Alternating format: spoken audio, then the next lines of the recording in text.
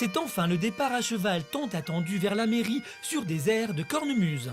Surprise, les invités ont tous fait l'effort de se costumer et escortent le futur marié. Ce défilé d'un autre temps dans les rues du petit village de Barbezières est vraiment étonnant. Puis c'est au tour de Marion de prendre le chemin de la mairie en calèche. Daphné, sa fille de 6 ans, l'accompagne. Mais très vite, la petite fille est gagnée par l'émotion. Aux côtés de sa mère, elle ne parvient plus à contenir ses larmes de joie. Oh, me pleure pas, mon petit cœur. T'es contente, c'est pour ça? C'est gentil, mon amour. Mais faut pas pleurer, toi, ma maman va pleurer aussi. Marion se dirige vers Michael, le cœur battant. Ils vont découvrir leur tenue pour la première fois. Et cerise sur le gâteau, même le maire est costumé pour l'occasion. Au nom de la loi, nous déclarons que vous êtes unis par le mariage. Le maire n'a pas été surpris le moins du monde par la démarche de Marion et Michael. Pour lui, c'est même une grande fierté. Franchement, c'est très bien. Pour le village, c'est une bonne chose. On a eu une mode féodale, on a un château du 15e, donc ça va avec l'histoire. Il fallait tout faire pour les aider, parce que c'est pas évident de mettre ça sur pied. Franchement, ils ont superbement bien réussi. Les jeunes mariés se rendent à l'église. Très tendue, Marion ne se laisse pas gagner par l'émotion. Elle orchestre son mariage avec une main de fer pour que rien ne dérape. Tu leur demandes de Steph si on veut mettre la musique? Allez, avance sur le tapis.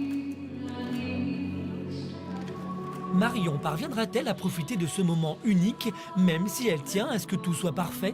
Le reste de la cérémonie sera-t-il aussi magique qu'ils le désirent tous les deux?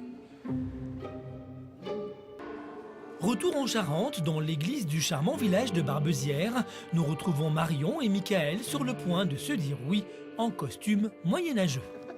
Marion, je te donne cette alliance, signe de notre amour et de notre fidélité. Christian, le père de Michael, est gagné par l'émotion de marier son fils unique.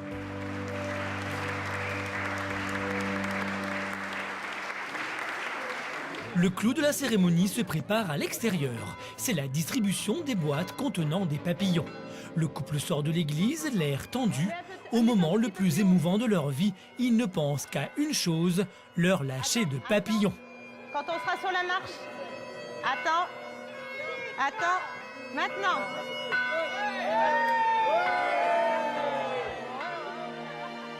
Et patatras, le résultat n'est pas aussi extraordinaire qu'ils l'espéraient. Heureusement, ils trouvent vite un moyen de se consoler. Les invités se retrouvent dans la cour du château pour le vin d'honneur.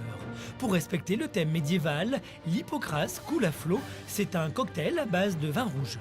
C'est idéal pour tomber par terre quand on a un peu trop de soleil.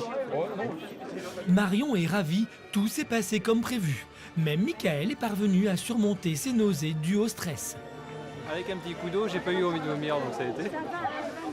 Mais sinon, oui, très bien. Je trouve que ça donne un super cachet, tout le monde qui est costumé, donc super. Quand on est rentré, on a vu tout le monde qui était là et franchement, c'est classe. Hein. Oui, mais ils sont trompés.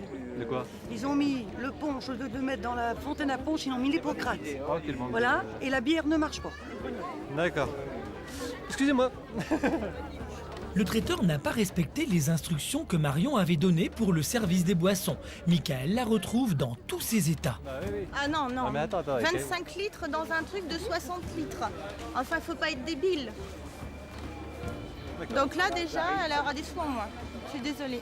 Marion s'est tellement investie dans la préparation de ce mariage qu'elle n'arrive pas à se détendre. Le moindre problème devient un drame. Mais les invités n'y voient que du feu et apprécient l'originalité de la fête sous le soleil de juillet. Moi, ça change de l'ordinaire. À part qu'on a super chaud, mais autrement ça, par contre, c'est bien, ouais. C'est joli. On voit toutes les couleurs, on est plein. Il aurait fallu trouver un thème sur un mariage nudiste. Non, Si, ouais, bah là, on c'est est dans vrai. le médiéval, mon petit. On aurait eu moins chaud. 20h, Marion et Michael arrivent à la salle qu'ils ont louée pour le repas. La mariée donne des consignes précises au traiteur en espérant qu'il ne fasse plus d'erreur. On va faire rentrer les gens, donc apéro, sangria, jus d'orange pour ceux qui ne veulent pas de sangria, gougère. De leur côté, les invités découvrent la salle avec émerveillement. Ah, j'adore. Ah, les petites bourses et tout. On se dit que ça demande beaucoup de travail, enfin beaucoup d'énergie, beaucoup de préparation.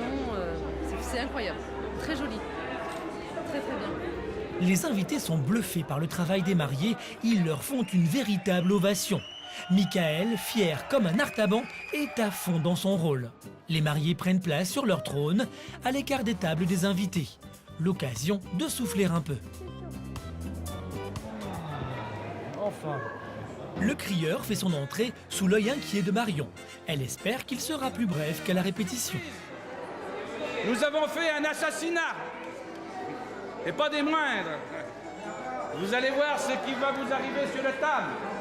Pour vous tout vous dire, et tout écrit sur ce parchemin, ça sera le gourmand aux 1000 saveurs, accompagné de ces dames de compagnie. Eh bien, profitons-en. S'ils ne se contentent pas d'annoncer uniquement le plat, au moins cette fois-ci, ils ne chantent pas. Marion et Michael n'ont pas mis de fourchette, vu qu'il n'y en avait pas au Moyen-Âge. Les invités se débrouillent avec les moyens du bord.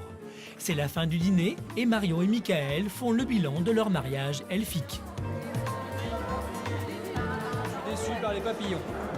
Ouais, ça donnait pas autant qu'on voulait, mais bon. C'est ma déception de la journée, mais à part ça, tout s'est bien passé. Ouais, il y a eu 2-3 petits trucs, mais c'est bien. Non, tout est bien, tout on est aurait bien. pu avoir des plus gros problèmes. Hein. Ouais, non, tout est bien. Ça va Ça aller. valait le coup d'y consacrer 1 an et demi. Le moment tant redouté de Michael arrive. C'est l'ouverture du bal.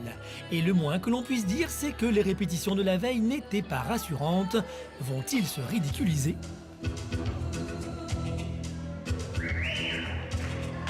Heureusement, ils s'en tirent honorablement, comme portés par leur public. Même si Marion, trop stressée, a eu du mal à profiter de la fête, la magie malgré tout